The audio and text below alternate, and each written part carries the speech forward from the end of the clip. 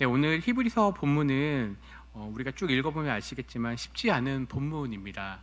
그래서 이해하기가 어려운 부분이 있지만 또 한편으로는 이제 좀 흔들린다라고 하는 그런 키워드를 가지고 말씀을 나누려고 합니다. 좀 그렇게 해서 오늘 본문을 좀 이해해 보면 좀 쉽게 볼 수 있을 것 같습니다. 오늘 설교의 제목은 보시면 알지만 두산 사이에서입니다. 근데 두산 사이에서 이제 뒤에 생략된 것은 흔들리는 공동체입니다. 두산 사이에서 지금 흔들리고 있다. 이게 누군가라고 하니까 히브리서를 받고 있는 이 독자들을 얘기하는, 히브리서를 이제 받는 이 독자들은 지금 두산, 앞에서 얘기하겠지만 두산 사이에서 어느 곳에 우리가 속해져 있는가라고 하는 것으로 생각했을 때, 하나는 우리가 지금 시내산으로 가고 있고 또 하나는 시온산입니다. 이렇게 생각을 하면 좀 이해가 쉬울 것 같습니다. 히브리서 독자들이 지금 상황은 이렇습니다. 첫 번째로는 유대 공동체 내부에서 고통을 받고 있습니다. 뭐냐면 예수님을 믿는 것 때문에 고통을 당하고 있습니다. 그저 구약에서 해왔던 대로 율법을 잘 지켰으면 됩니다. 심지어는 예수님을 믿지만 제사를 드렸다면 이 지금 히브리서 공동체, 히브리서를 받는 공동체는 고통을 당하지 않을 것입니다. 그런데 이들은 유대 공동체와 다르게 오직 예수, 거기 하나에만 몰두했기 때문에 핍박을 받고 있는 겁니다. 예를 들면 예수님을 믿으면 됩니다. 근데 예수님을 믿으면서 바른 것, 제사를 드린다거나 구약의 율법에 집중하고 할례를 행했으면 이들은 고통을 당하지 않지만, 이들은 분명 이것과 완전히 끊어버리고 오직 예수만 믿음으로 고난을 받는 겁니다. 그래서 그들은 어떠한 마음의 흔들림이 있느냐? 다시 옛날로 돌아가고 싶다는 겁니다. 그냥 예수는 아니까, 예수님 이름은 걸쳐놨으니까 여기에 반쪽은 걸어놓고 반쪽은 옛날 모습으로 돌아가자, 이런 고통의 모습입니다. 두 번째는 외부의 핍박이 있습니다. 특별히 이 히브리서를 받는 이 시대가 로마의 시대, 즉 로마 황제를 섬기는 시대였습니다. 로마 종교는 여러 신들이 있었고 특히 로마 황제를 그들의 신으로 섬겼던, 그래서 이들은 어떤 고통을 당하고 있냐면 예수님만 믿으니까 너희들, 즉 유대 공동체 속에서 이 크리스찬 공동체는 너희들은 왜 너희들의 신만 유일한 신이냐라고 얘기하는 겁니다.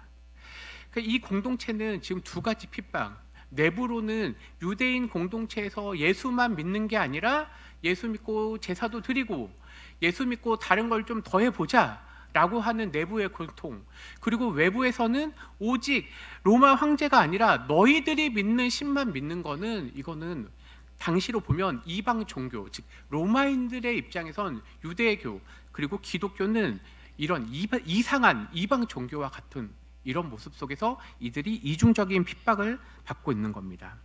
예를 들면 이겁니다. 중국에 여러 교회가 있습니다. 우리가 중국에는 삼자교회와 그리고 가정교회가 있는데, 삼자교회는 이겁니다. 삼자교회 가면 교회를 가서 복음을 듣습니다. 그리고 성경 말씀을 듣습니다. 그런데 이들은 분명히 예수를 믿는다라고 하지만 그 마음속에는 공산당의 사상도 같이 있습니다. 이렇게 살면은 중국에선 사는 게 쉽습니다.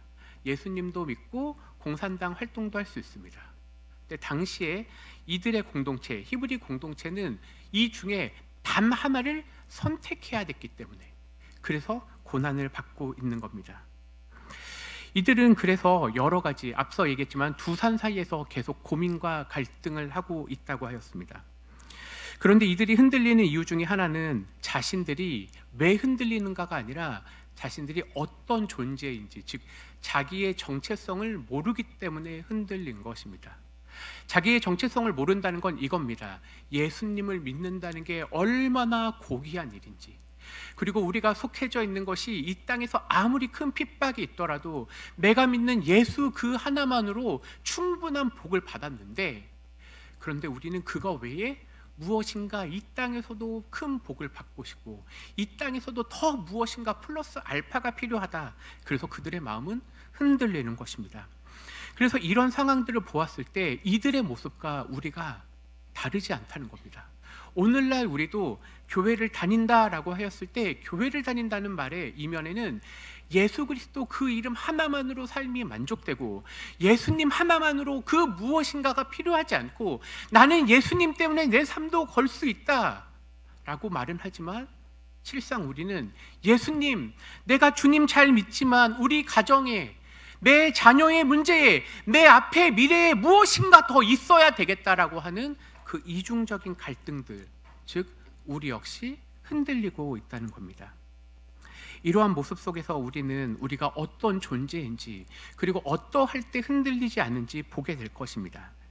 우리 PPT를 보면 첫 번째를 보겠습니다. 이들은 두려움에 사로잡혀 흔들리고 있습니다. 히브리서 12장 18절에서 21절입니다. 18절에 보면 이렇게 되어 있습니다. 너희는 이르지 않았다라고 시작합니다. 이 표현이 무슨 말이냐면 이겁니다. 지금 이들은 두 산 사이에서 갈등한다고 했죠. 이들은 지금 자기네들이 신의 산 앞에 있지 않는다라고 얘기하는 거예요. 좀 더 쉽게 얘기하겠습니다. 지금 이 히브리서 기자가 우리들에게 하는 말은 뭐냐면 너희는 구약의 신의 산 공동체가 아니다라고 선언을 해준 겁니다. 그러니까 자기네들의 생각 속에선 구약의 신의 산 공동체가 아닌데 그것처럼 여기는 거예요. 이상하죠? 한번 말씀을 보겠습니다. 너희는 만질 수 있는 불이 붙는 산과 침침함과 흑암과 폭풍과 나팔 소리와 말하는 소리가 있는 곳에 있지 않다. 즉 우리의 정체성이 어떤 거냐면 이게 아니다라고 먼저 보여주는 거예요. 너희 그거 아니다라고 얘기해 주는 거예요. 거기서부터 시작을 해야 돼요. 그런데 사람들은 생각하기에 우리는 그런 존재다라고 생각해요. 말이 어렵죠? 이런 겁니다. 우리가 예수님을 믿으면 우리의 생명이 예수님 손안에 있다, 영원한 천국을 소유했다라고 믿고 우리는 복음의 이 신앙생활을 합니다. 그런데 우리는 뭐라고 생각해요? 지금 여기 계신 분들은 어떻게 생각하는 거예요? 아니야, 이 땅에서 잘 돼야 돼, 이렇게 생각하고 있다는 거예요. 나는 천국 백성인데 천국 백성이 아니다라고 생각하는 그런 모습이에요. 그래서 이 기자는 지금 약간의 책망을 하는 것과 같은 목소리입니다. 너희는 지금 거기 있는 게 아닌데 거기에 매여 있다라고 보는 겁니다. 19절 나팔 소리와 말하는 소리가 있는 곳에 이런 것이 아닌데 거기에 매여 있어서, 근데 그러면 그 신의 산 공동체가 어땠죠? 출애굽기 19장과 20장을 생각해 보시면 됩니다. 출애굽기 19장과 20장은 오늘 읽지 않지만 이들은 하나님을 만나는 게 두려웠던 공동체입니다. 그럼 정리하면 이렇습니다. 출애굽기 19장과 20장에 신의 산 공동체는 하나님 앞에 쓰는 것을 싫어했습니다. 그래서 19절 후반절에 뭐라고 돼 있냐면 말씀하지 아니하시기를 구하였습니다. 하나님을 만나러 이스라엘 백성들이 출애굽했는데, 그래서 신의 산 앞에 도착했는데 이들이 말하는 게 뭐예요? 하나님 말씀하지 마옵소서. 우리 하나님 만나는 게 두렵습니다.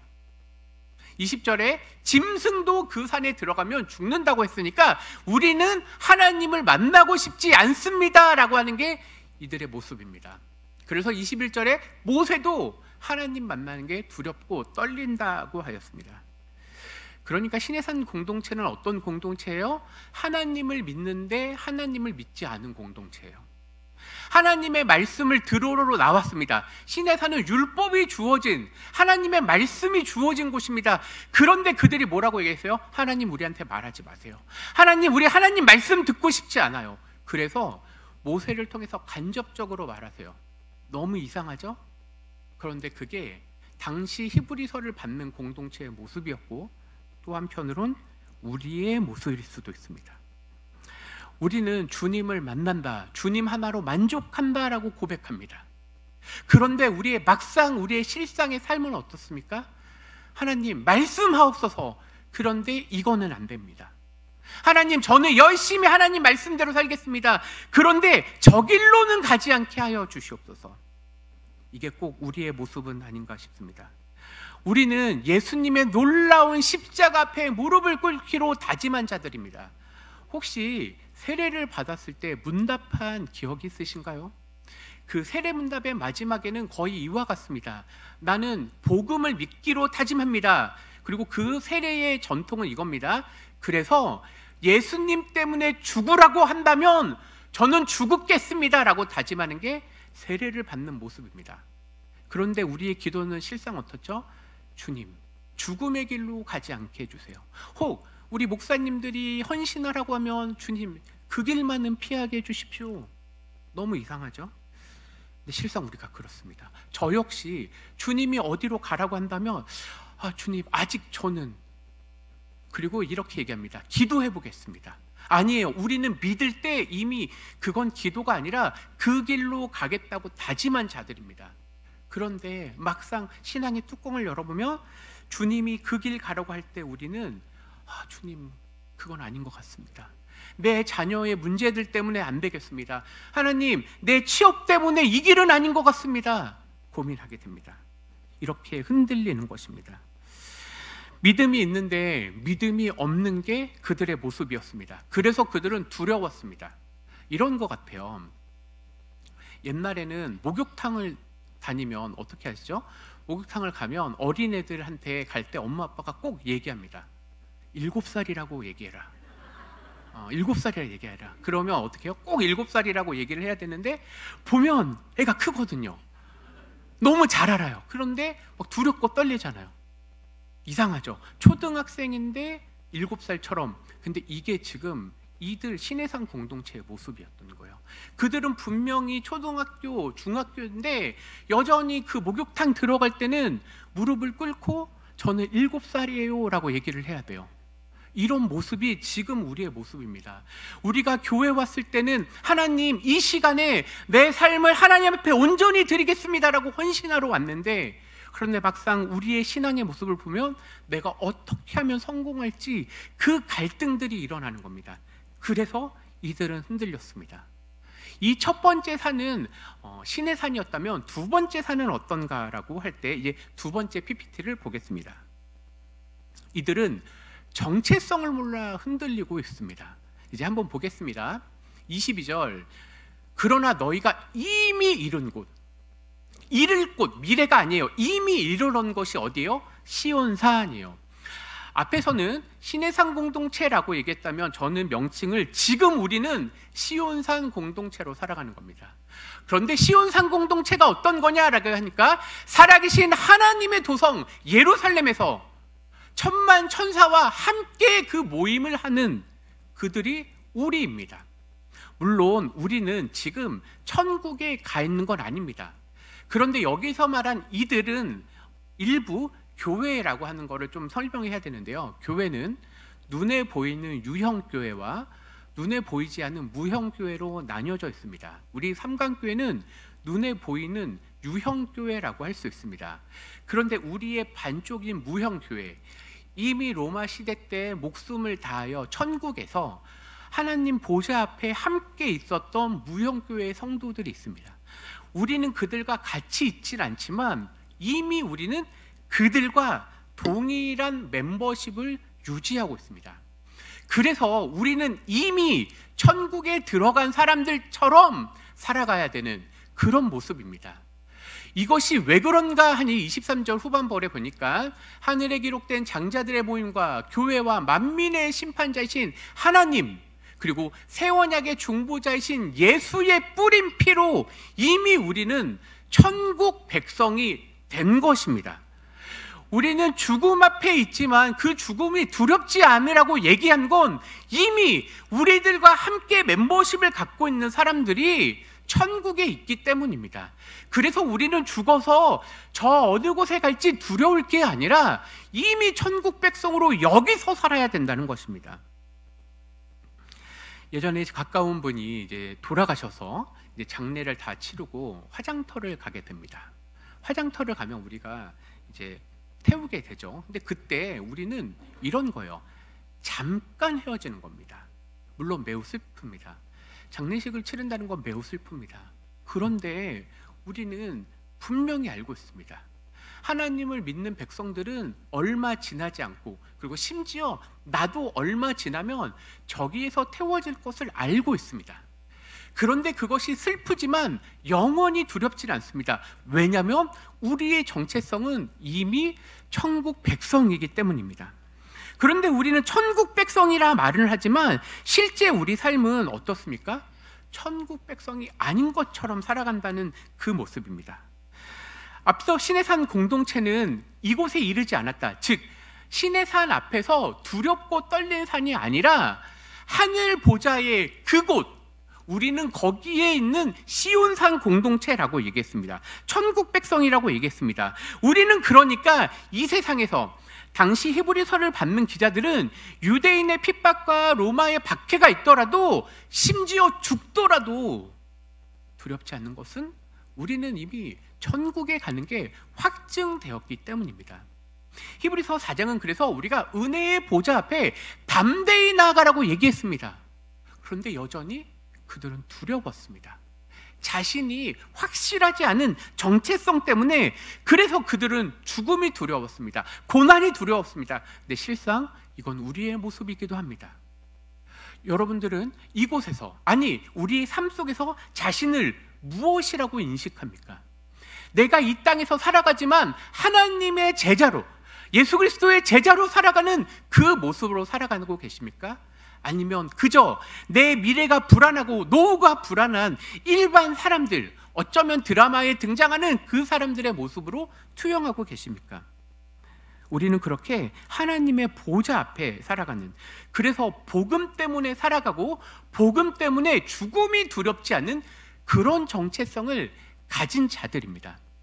이 세 번째 PPT를 보면 이제 이렇게 나옵니다. 그래서 우리는 무엇이냐라고 했을 때 우리 셋째 같이 한번 읽겠습니다. 시작. 이미 흔들리지 않은 나라를 받았습니다. 아멘. 우리는 분명 복음으로 시내산 공동체가 아니라 시온산 공동체임이 확증되었습니다. 그런데 우리는 어떻죠? 두 산 사이에서 흔들리는 아주 우스운 모습을 가지고 살아가고 있다는 것입니다. 가장 복된 하나님을 알아가고 예수 그리스도가 다른 사람이 아니라 나를 위하여 십자가에 돌아가셨다라고 하였는데 나는 예수님 외에 그 무엇이 필요하다고 착각하고, 때로는 우리의 정체성이 복음 앞에 무릎 꿇는 것이 아니라 이 세상의 기준으로 나는 몇 등급이지 보는 그런 눈으로 바뀌었다는 겁니다. 우리는 이미 크고 위대한 나라, 하나님이 왕이신 그곳에 백성으로 살아가야 되는데 그 멤버십이 확증되었는데 여전히 로마 시대 때 나는 몇 등급 시민인지를 평가하고 있는 것처럼, 어쩌면 다른 사람들이 나를 무시하지 않기 위해서 내 삶의 미래를 그리는 아주 이상하고 우스운 꼴, 그게 우리의 모습일 수도 있습니다. 성경은 그래서 우리에게 이미 성취되었다, 이미 확증되었다, 현재형과 과거형을 쓸 정도입니다. 너 모든 것들이 다 해결됐다라고 얘기하고 있는데, 그런데 우리는 미래를 볼 때 두려움에 떨고 있습니다. 그렇다면 어떻게 해야 될까요? 히브리서 그래서 11장, 오늘 읽지 않았지만 오늘 읽은 본문 12장 앞에 11장은 믿음 때문에 죽어간 수많은 사람들의 명단, 그리고 그들이 토백 켜는 것도 두렵지 않은 것처럼 우리도 그렇게 하나님을 믿고 따르라. 더 쉽게 얘기해서 흔들리는 나라를 받았기 때문에 경건함과 두려움으로 하나님을 기쁘게 섬기라고 얘기하십니다. 설교의 결론에 도달해 보겠습니다. 여전히 우리는 두 산 사이에서 흔들리고 있는 것은 아닙니까? 아니면 여러분들은 최종 결정을 하셨습니까? 시내산 공동체로 살기로 다짐했습니까? 아니면 시온산 공동체로 나는 이미 천국 백성으로 살아가기 때문에 이 땅에서 때로는 희생이, 심지어는 어떤 사람들은 자기의 목숨을 걸고 복음대로 살겠다라고 다짐하는 그 길로 가십니까? 12장 28절은 우리가 흔들리지 않는 나라를 받았다고 했습니다. 그래서 은혜를 받자라고 하는 말은 또 다른 말로 감사하자라고 고백합니다. 우리는 그래서 어떻게 살아가야 되느냐? 흔들리지 않는 나라를 받았기 때문에 감사로 사는 것입니다. 오늘 우리는 주일을 맞이하였습니다. 주일을 섬긴다는 것은 무엇을 받기 위해, 은혜를 받기 위해가 아니라 이미 받은 은혜가 너무 크기에 감사함으로 나오는 것입니다. 억지로 나오는 것이 아닙니다. 주일을 지키지 않는다고 우리가 지옥에 간다, 그런 개념이 아니라 이 주일은 내가 하나님이 나에게 베푸신 큰 은혜가 너무 크기에 다른 날이 아니라 오늘 교회에 와서 말씀을 듣고 찬양을 하고 하나님, 내 삶을 다시 한번 하나님께 드립니다 라고 하는 감사의 시간입니다. 이런 감사가 넘칠 때 주일 예배뿐만일까요? 아닙니다. 우리는 이제 우리 직장, 내가 속해져 있는 가정에서도 감사로 살아가는 것입니다. 때로는 어떤 사람이 나를 겉모습을 보고 무시할 수도 있습니다. 그리고 때로는 내 삶이 앞이 두렵고 무엇인가 보이지 않을 때가 있습니다. 그런데 우리는 흔들리는 게 아니라 그 순간에 하나님 감사합니다. 하나님 감사합니다. 우리가 오늘 오전에 아주 특이한 용어를 배웠습니다. 기억나시나요? 뭐였죠? 네, 너무너무 똑똑하십니다.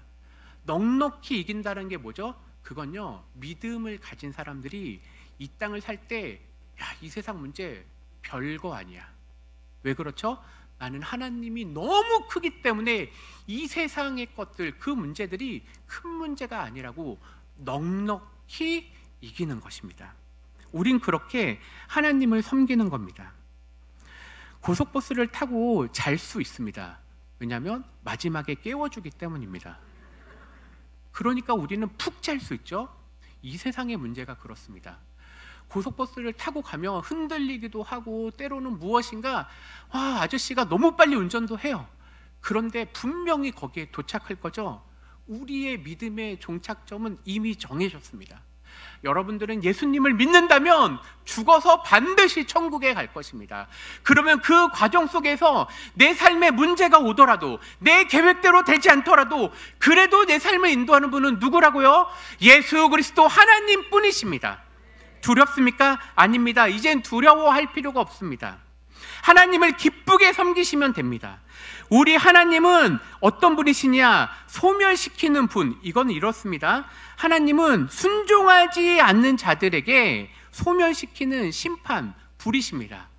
그런 하나님을 두렵게 여기지 말라고 얘기하는 게 오늘 본문입니다. 흔들리지 않는 나라, 하나님의 나라가 이미 내 것이기 때문에 우리가 살 때 두려워하지 마십시오. 불투명합니까? 그러나 하나님의 나라가 내 것입니다. 흔들리지 않는 위대한 주의 백성이 우리입니다. 이게 바로 나의 정체성입니다. 이 놀라운 은혜가 우리 삶 가운데 가득하기를 소망하며 우리 설교를 마치겠습니다. 기도하겠습니다.